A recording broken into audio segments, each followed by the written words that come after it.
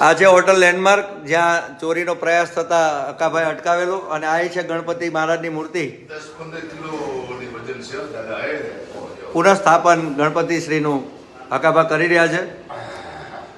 આ જે એ જ મૂર્તિ છે જેને ચોર રાતે ફેંકી અને જતા રહેલા. અકાભા, આપ શું કહેશો આ ચોરી વિશે?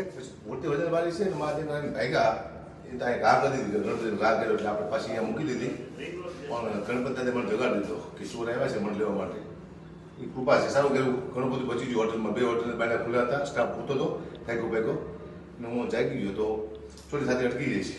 સારી વાત છે, જાગવું જરૂરી છે જીવનમાં. જય માતા, જય મોગલ.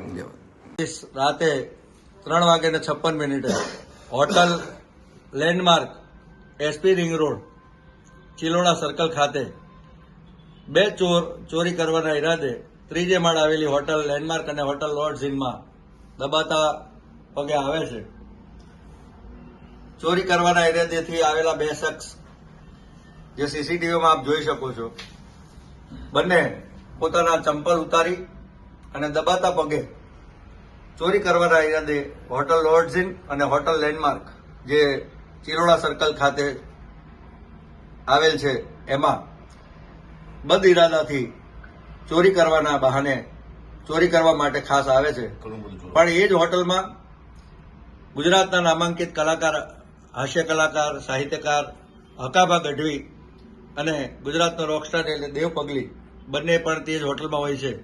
થોડો ઘણો અવાજ થતા અકાભા અને દેવ પગલીને શક જાય છે કે બહાર કંઈક અવાજ થઈ રહ્યો છે, તો લાવો બહાર જઈને જોઈએ શું થઈ રહ્યું છે. એ સમયે જ આ બંને ચોર હોટલની બહાર સ્થિત ગણપતિ મહારાજની 15 થી 20 કિલોની પંચધાતુની પ્રતિમા છે, એની ચોરી કરવાના ઈરાદાથી ગણપતિ મહારાજની મૂર્તિ ઉપાડે છે. અને એ જ સમયે અચાનક હકાભા અને દેવભાઈ પગલી બંને હોટલમાંથી બહાર આવશે અને બંને ચોર મૂર્તિનો દાદરા ઉપર ઘા કરી અને નાસ્તા ફરતા દેખાઈ આવે છે.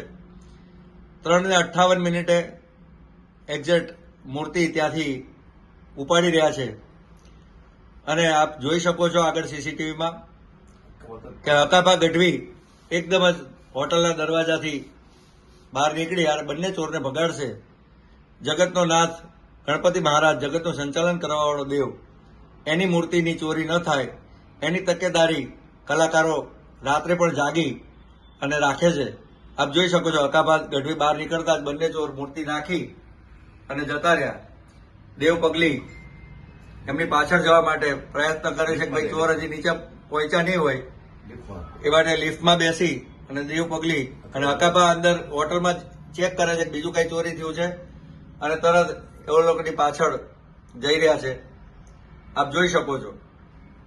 તો ચોરી કરતા પણ અટકાવે એવા જાગૃત નાગરિક તરીકેની પોતાની ફરજ નિભાવી અકાભાઈએ ઉત્તમ ઉદાહરણ પૂરું પાડેલ છે.